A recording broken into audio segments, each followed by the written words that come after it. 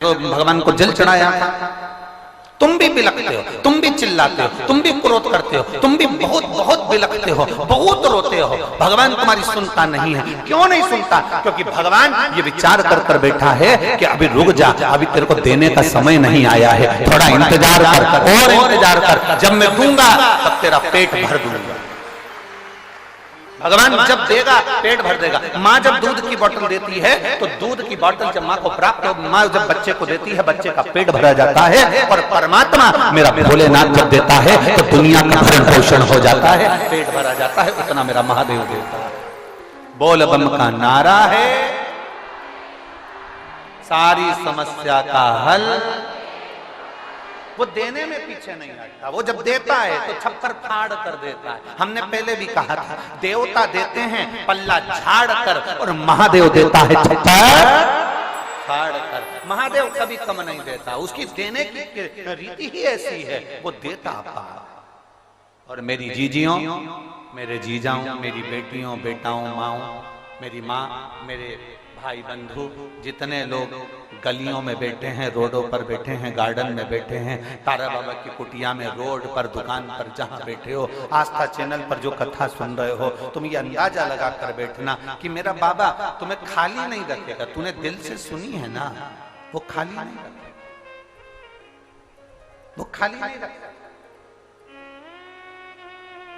और खाली ना जाता कोई दर से तुम्हारे, खाली न जाता कोई। प्रयास एक पत्र है छोटा सा, देखिए। मेरी भाभी, मैं सिरसा की निवासी हूं, मेरी भाभी अनीता गोयल कहीं बैठी हो। ये पत्र जिसने भेजा है आप ही हैं? श्री शिवाय नमस्ते। आजा बेटा, एक बेलपत्र।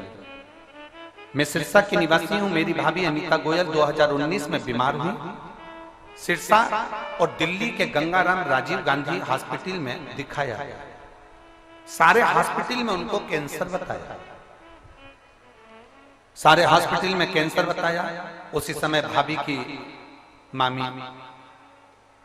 जो कि कभी विश्वास नहीं करती थी किसी कथाकार पर पहली बार उन्होंने जब टीवी पर नाटक सीरियल देखते समय उन्होंने आस्था चैनल को चेंज करा तो आपकी कथा आ रही थी।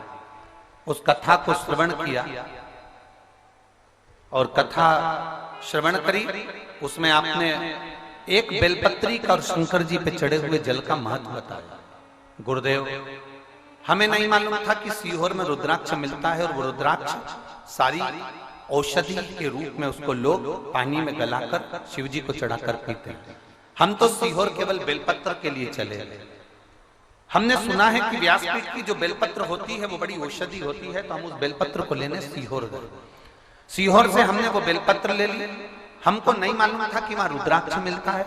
हम उस रुद्राक्ष को लेकर नहीं आए, हम केवल एक बाबा को चढ़ी हुई कुबेर भंडारी की एक बेलपत्र आपसे लेकर आ गए। बाबा की बेलपत्र लेकर उनकी मामी आई और उन्होंने वो बेलपत्र यहां पर पहुंचाई। गुरुदेव, हमने गंगाराम हॉस्पिटल में, राजीव गांधी हॉस्पिटल में, हमने दिल्ली के हॉस्पिटल में, सारे हॉस्पिटलों में, राजस्थान के हॉस्पिटलों में सब दूर दिखाया, पर उनको कैंसर था। और जब हम बेलपत्र वहां से सीहोर से आई और सीहोर की बेलपत्र जब प्राप्त हुई और उनको हमने खिलाई, खिलाने के बाद हमने फिर जांच कराई।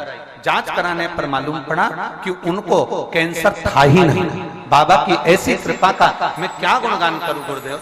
आज वो बिल्कुल ठीक हैं और बाबा की कृपा से ये पूरा सिरसा के लोग जानते हैं कि उनकी तबीयत कितनी खराब थी। वो उठ नहीं पाती थी, वो चल नहीं पाती थी, पर बाबा की कृपा से आज बाबा ने ऐसा साथ लिया कि वो एकदम ठीक है। मैं बाबा को प्रणाम करती हूँ, उन्हीं के भरोसे। श्री शिवाय नमस्ते।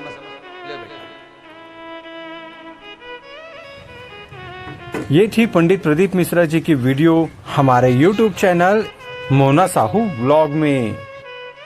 दोस्तों, इसी प्रकार की कथा सुनने के लिए हमारे चैनल को लाइक कीजिए, शेयर कीजिए और सब्सक्राइब कीजिए। तो मिलते हैं हमारे नेक्स्ट व्लॉग में। तब तक के लिए श्री शिवाय नमस्तुभ्यम। भोले बाबा की जय।